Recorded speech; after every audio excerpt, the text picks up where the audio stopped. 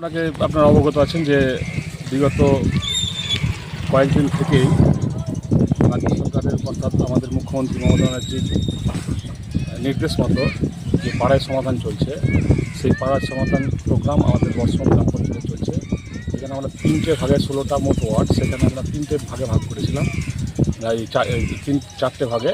সেক্ষেত্রে আমাদের চরের ওপার যেটা যোধসুন্দর থেকে শুরু করে বাকি যে 6টা বুথ আছে 12টা, সেই 12টা বুথের অলরেডি আমরা করে নিয়েছি 11-12 তারিখ। আর বাকি দুটো বুথ ছিল এই পিরোজপুর এবং বাজিপুরে। সেই বুথগুলোতে পাড়ায় সমাধানের জন্য, পাড়ায় সমাধান প্রোগ্রামের জন্য আমরা এসেছি। এরকম ওয়েদার সত্ত্বেও, একটা খারাপ আবহাওয়ার মধ্যে দিয়েও আমরা কিন্তু সেই পাড়ায় সমাধান প্রোগ্রামটা আমরা করলাম।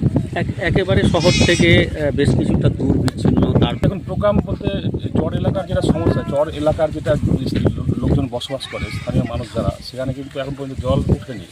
সেক্ষেত্রে যেহেতু জল ওঠেনি, সেহেতু ওই বন্যার পরিস্থিতি যদি এরপরে যদি পরবর্তী আরও খারাপ হয়, এই জন্য আমরা স্থল যেগুলো গ্রামের মধ্যে সেই প্রোগ্রামগুলো করলাম এবং দুটো বুথে করলাম, বাইপুর প্রাইমারি স্কুল এবং প্রাইমারি স্কুলে, যেখানে জলের কোনো নাই। বিষয়ে মানুষ বেশি দাবি দেওয়া বা সমস্যা? দেখুন, চর এলাকায় আমার ওই রাস্তাঘাটের ব্যাপারে বেশি আগ্রহী মানুষ, তাছাড়া সোলার লাইটের ব্যাপারটাও আছে এবং ড্রেন এবং বিশেষ করে রাস্তার সমস্যাটা আমাদের আবার বেশি ছিল।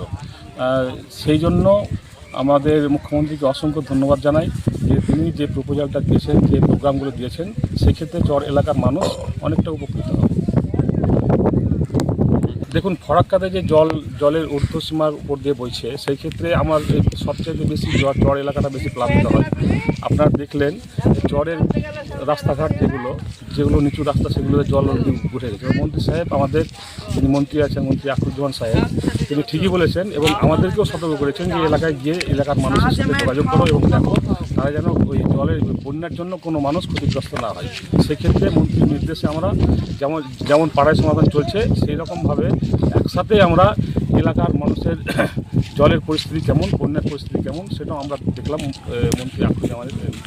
আপনার কি জৌলি বিভাগে যে ফ্ল্যাট সেন্টারগুলো রয়েছে, সেই ফ্ল্যাট সেন্টারগুলো কি আপনারা বলেছেন না? না, অলরেডি আমরা দুদিন আগে থেকে বলে আসছি এবং আমরা ঘোষণাও করে দিয়েছিলাম যেসব পরিবারগুলো জলমগ্ন অবস্থায় থাকবে, সেগুলো আমাদের বাইপুর গ্রামে একটা ফ্ল্যাট সেন্টার আছে। সেই ফ্ল্যাট সেন্টারে ওই জলমগ্ন এলাকায় যারা বাস করে সেই সব পরিবারকে আমরা সচেতন করেছি। তারা যদি মনে করে ফ্ল্যাট সেন্টারে গিয়ে আমরা আশ্রয় নেবো, সেই ব্যবস্থা আমরা করে রেখেছি।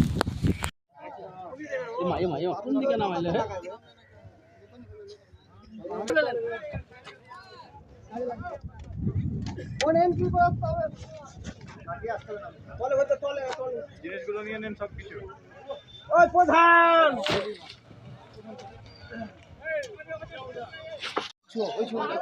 আগামী দিনে সভাপতি,